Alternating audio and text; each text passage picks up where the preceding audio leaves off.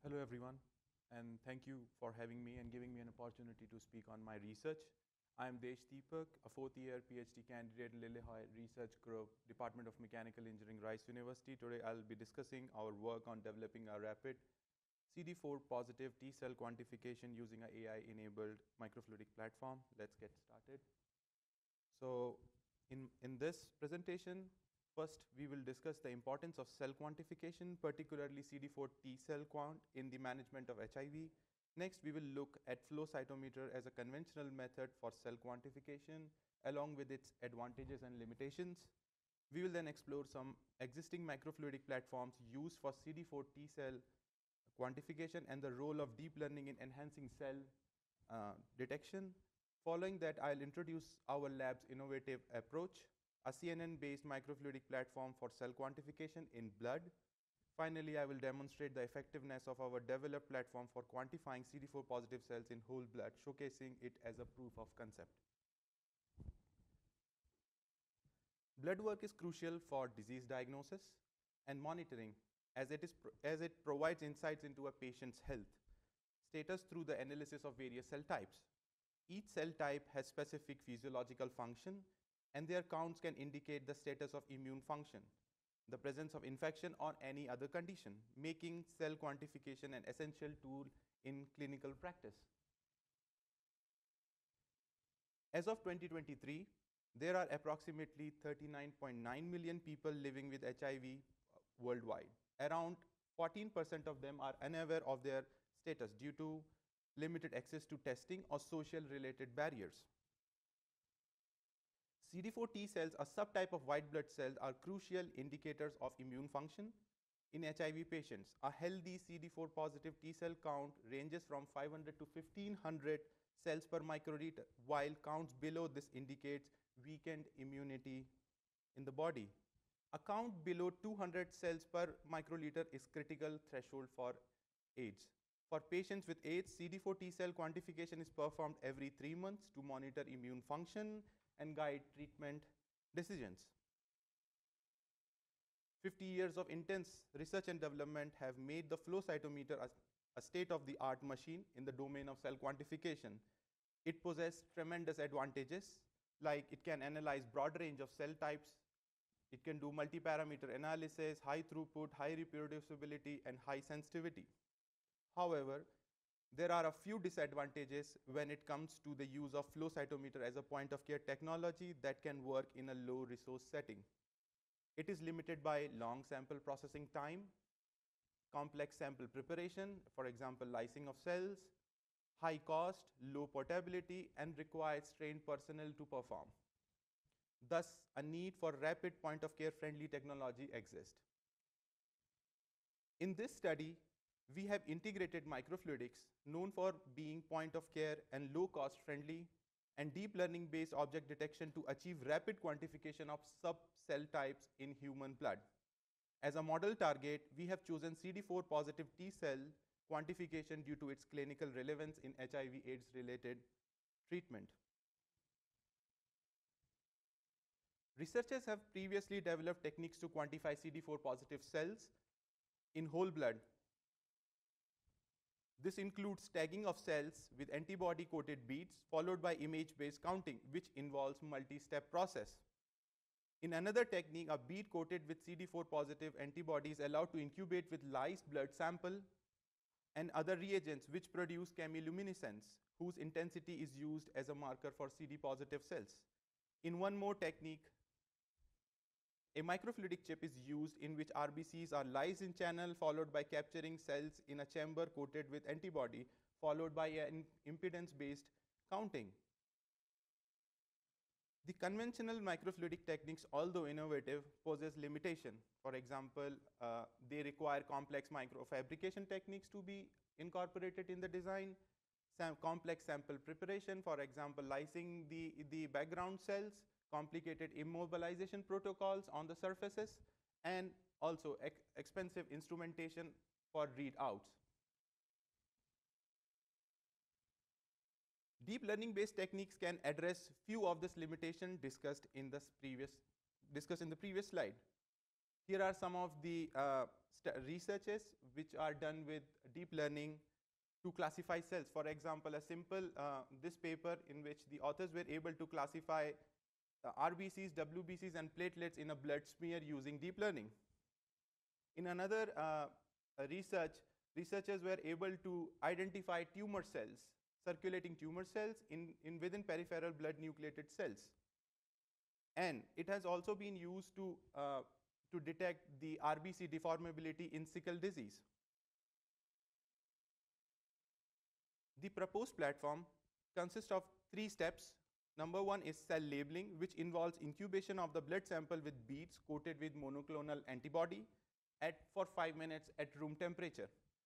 The sample is then diluted 10x and 20 microliter of sample is loaded into the chip. The microfluidic design of the chip ensures the sample flow is at constant desired flow rate, ideal for AI to pick up the target cells with accuracy. The sample is recorded using a simple microscope with a 20x objective lens and a video camera. Thereafter, the video is analyzed by a CNN-based object algorithm and the count is estimated in less than 5 minutes. Let's talk about the microfluidic part of the setup first. The use of any additional flow elements like pump adds to the cost and hinders the adaptability of the platform as a point of care in a point of care setting. Thus, the microfluidic chip in this setup is designed in such a way that it is able to maintain a required constant flow rate without a pump. In present case, we were able to maintain almost 6.7 microliters per minute of flow rate, consistent flow rate. To achieve this, the device design makes use of balance between the surface tension force due to the hydrophobic surface of the chip, the viscous shear due to the constriction made, and the gravity force. The rate flow through the device can be tuned by changing the constriction length as shown in the plot on the right. As CD4 cells are a subpopulation of white blood cells, it is difficult to identify them just by looking at them, which is essential part of CNN-based object detection model. Thus, we employed a bead-based tagging of CD4 cells. In bead-based tagging, the beads coated with antibody are incubated with blood samples to tag target cells. Due to involvement of antibodies, the interaction between the target cells and the beads is highly specific. The micron-sized beads provide a high surface area, which makes the interaction highly sensitive too. Here are some of the images from my experiments. If you look at these images, you could see the CD4 cells coated with, tagged with beads. They look very distinct from the background. And thus a CNN model can be trained to identify them in a complex environment like blood. Thus, CNN-based detection circumvents the need of complex sample processing. Now comes the training and the deployment part of the CNN algorithm. We use the frames from video taken using a microfluidic chip and trained the model, object detection model algorithm, YOLO V5 in this present case, known for its high inference speed and accuracy. The algorithm was trained using 4,500, almost 4,500 manually annotated images, split into training and testing data set in 80-20 ratio for 300 epochs, and which culminated with F1 score of 0.9. Later on, this trained CNN model is used to perform quantification of CD4 positive cells in each frame. Now comes the characterization of the device. In order to characterize the range of the concentration the platform can handle, 58 whole blood samples were spiked with 10 micrometer beads, which is of similar size of what a CD4 cell tagged with bead would look like.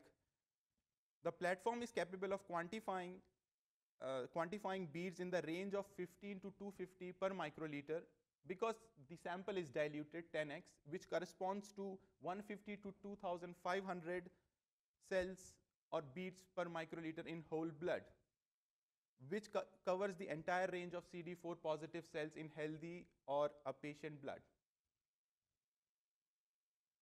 Finally, we performed CD4 positive T cell quantification in healthy 8 volunteer blood samples. We achieved an accuracy of 10% with respect to the gold standard flow cytometer. Here is a sample video of the CD4 cells being identified in the sample flowing through the channel. So as this chip is gravity assisted, pumpless, the flow is solely because of the gravity, and the AI algorithm is able to identify all the CD4 positive cells tagged with beads at a very high speed. Here are the key findings and the conclusion of our study. We developed a pump-free microfluidic platform combined with a CNN-based model for rapid CD4 T cell quantification in whole blood. Based on beads characterization, we were able to quantify beads in the range of 150 to 2,500 beads per microliter. While when testing the blood samples for CD4 positive count, we were able to match our results within 10% accuracy of the gold standard in this domain, which is a flow cytometer. Also, CD4 positive cell is a model target here. This technique could be utilized for any other cell for which we can make a bead coated with any antibody, like the specific antibody. I would like to acknowledge my group and the collaborators involved in this research. Thank you for your attention, and I'm ready. I can take the questions now.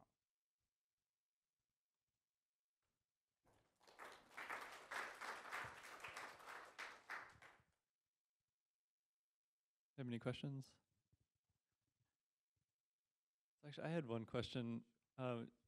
Is the performance, because for the HIV case, there's a critical cutoff below which it's AIDS.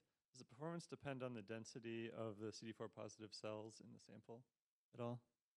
Sorry, can you repeat the last part of your question? Does the performance depend at all on the density of the CD4 positive cells in your sample?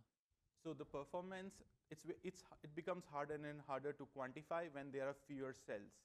For example, because the sample is 10x diluted, when you go down towards, let's say 200 cells per microliter, in 10x diluted blood it would be 20. So the accuracy kind of gets little bit off, but there are ways to improve it, which includes having bigger the field of view for the microscope, so that you would include more and more sample, and the quantification becomes more statistically. Even with whatever we have, we got an accuracy which is less than 10% with respect to flow cytometer. All right. Let's thank our speaker again.